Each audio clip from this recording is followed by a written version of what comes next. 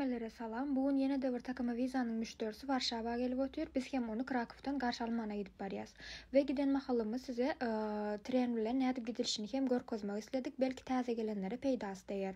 Bilýärdi internetten hem alyp bilersiňiz ýa-da şular ýaly wagzalyň özünden hem alyp bilersiňiz. Gitmek isleýän şäheriňizi aýdýaňyz we ekranda size biletleri görkezýärler. Siz özüňize iň ýakyn wagtdaky iň amatly bileti saýlap bilersiňiz. Bilediň bahalary adatça 15-20 eurodan başlap 50-60 euro çenli ýetgäp bilýär.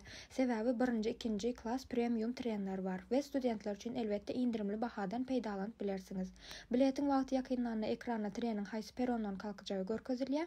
Sonra biletiňizde ýazan wagon nomerine ýerleşip ýolculuk yapyp bilersiňiz.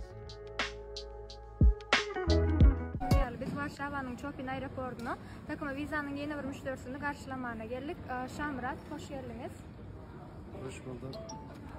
Takım vize. Sağ olun. İşinizde üstünlük. Geldim bana. Eğer sizem Polonya'da iş vizesi almak isteyen olsanız takıma vize yazıp bilersiniz.